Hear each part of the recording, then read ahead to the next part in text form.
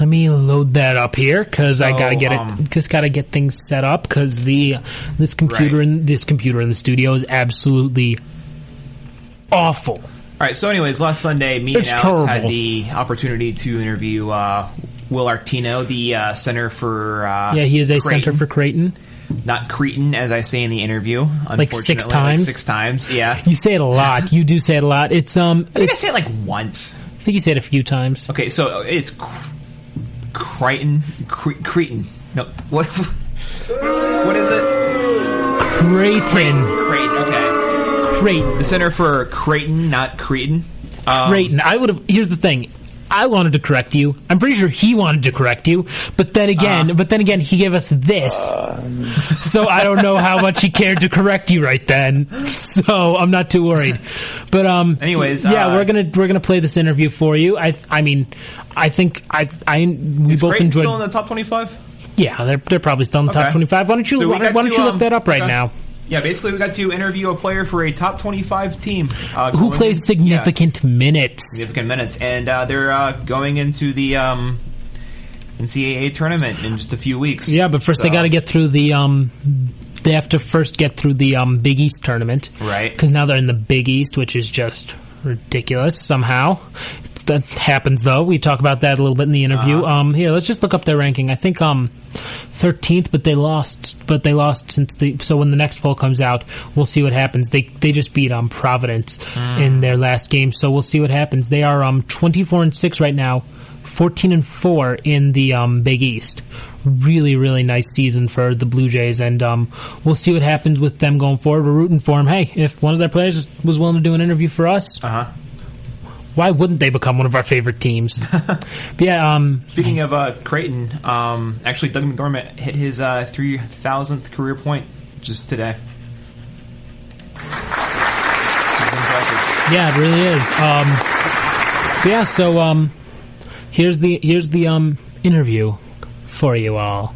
Just a reminder, it was recorded last Sunday, so some of the stuff is a little bit less relevant, but most of it still applies.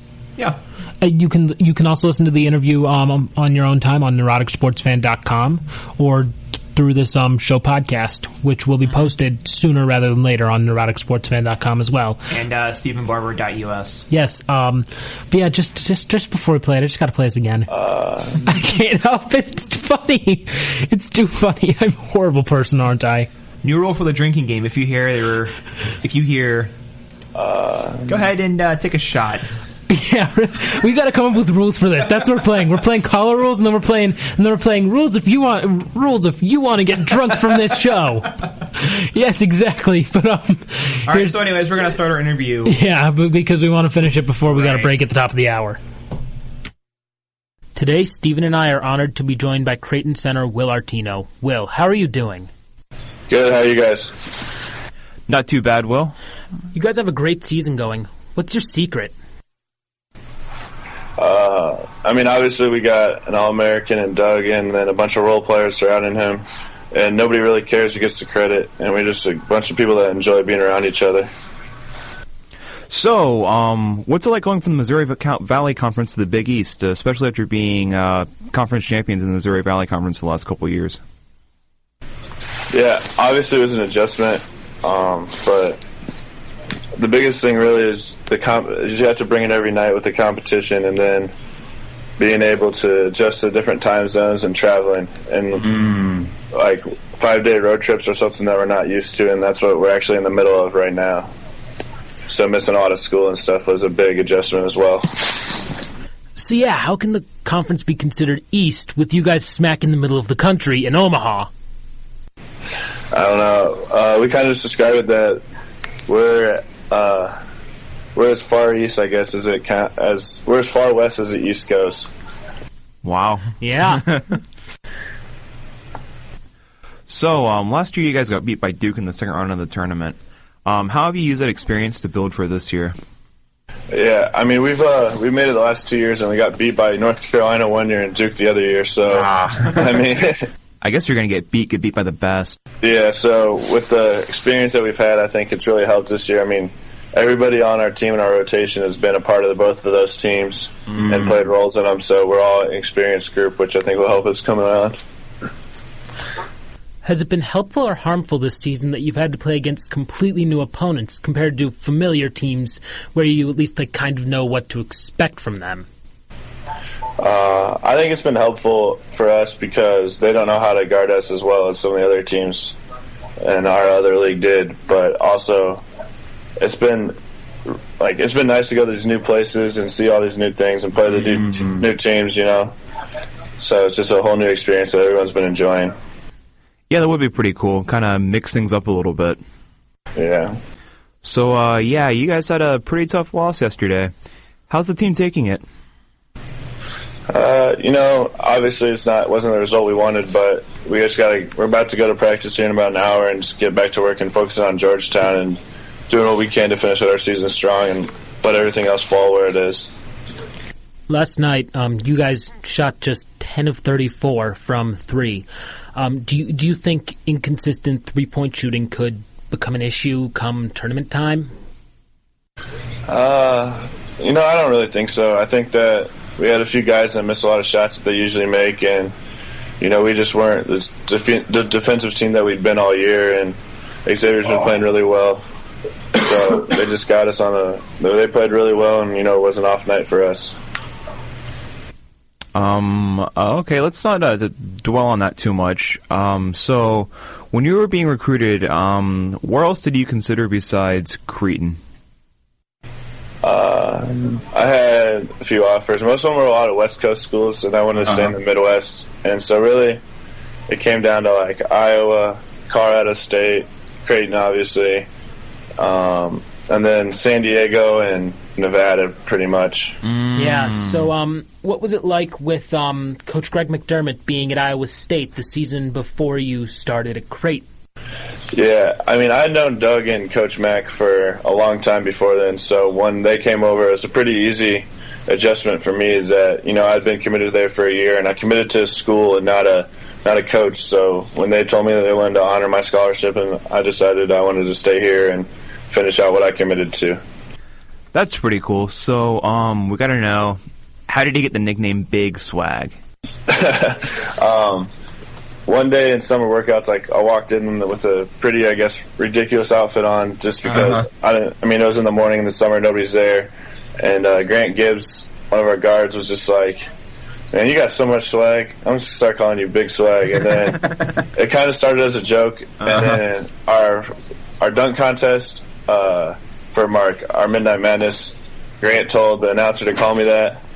And then I won the dunk contest that year, and so that kind of picked up from there. And then when it really started to catch on, our beat writer, he wrote an article about me, and it was called where there's a Will, the Jays get a big swagger or something. And now it's kind of just taken off.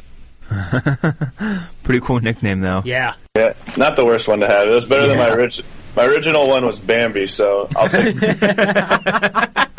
Oh, wow. What are your thoughts on the successes of Wichita State? They're 31-0, but they didn't have to play you guys twice, and they made the Final Four last season. How far do you think they'll go this time around?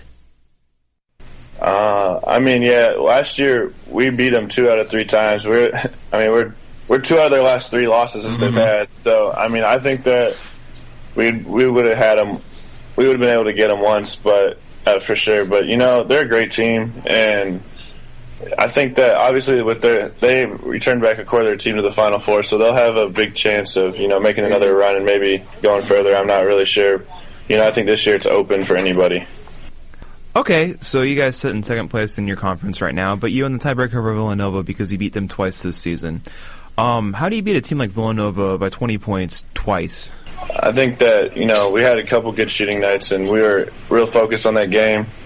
The first time we played them, we came off a loss, and then the second time we played them, we had came off a win and then a loss 2 games before that. And, just being hungry, knowing that if we don't beat them, there hasn't been many other teams that beat them in our league. There are no teams that beat them that. That's our only chance to get back into first. So now it's kind of, we got to take care of our business and hope somebody, takes care of business and knocks them off so we can get back to first.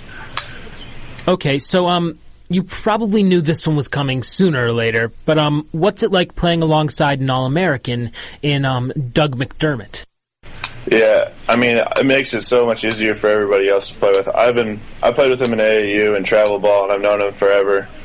So for us, we've had a great connection. We actually talked about going to school together before his dad came here, and it just didn't work out originally. And then I guess it's funny how things work out. That now we're teammates and we're doing what we talked about doing in high school right now, and we're accomplishing the things we talked about. Okay. Now, did you know he'd be this good? I knew he was going to be good. No, I don't think anybody saw this coming. So, how much attention do you pay to ESPN and other media outlets when they report on your team? I check the rankings and see how other teams are doing, and I'll check the front page to read about the other teams, but I try not to read tweets and stuff like that about me especially, and especially our team, because it's a lot of negativity regarding people, and a lot of people that just want to bring you down. So our coaches, they do a really good job of monitoring our stuff. They always tell us, things aren't ever as good as they seem, and they're never as bad as they seem. They're usually right somewhere in the middle. Okay. So that's kind of how we go about things. That's pretty good advice. Yeah. Do you think your team is good enough to win a national title this year? Absolutely. I think that we have all the pieces, to go deep in the tournament. And I mean, for us, we've never been to Sweet 16, so once we get to the tournament, we're taking it one game at a time and seeing how far, and trying to get our first Sweet 16 and then Elite 8, Final Four, whatever we can take. But I mean, I think this team has Final Four aspiration goals. Okay. Okay, so turning away from basketball for a little bit, what's your dream job, I guess, other than going to the NBA? What do you want to do after you graduate from Creighton? Well, actually, I kind of want to go overseas and play for a little bit and get to travel the world and, get to see a bunch of places that a lot of people don't get to see. I think that'd be a cool experience. And then I kind of just want to stay in the game of basketball. I want to coach and, be a mentor to the kids, just like my coaches have been a mentor to me all my whole life. Mm-hmm. So it kind of all stays in basketball for me. So, what do you like to do when you're not playing basketball? I like to fish a lot, golf a little, and mostly just play Xbox and lay around because we're so busy that I'm usually too tired to do anything. So what kind of fishing do you like to do? Well, in the Midwest, I usually just, fish for bass in small ponds and stuff, but we're coming out to Ohio, me and my dad and my best friend, to fish for walleye at, I guess, our cousin's cabin, so... Oh, that's always fun. Yeah, that'll be big. Walleye fishing. I never fished for walleye, so I'm looking forward to it.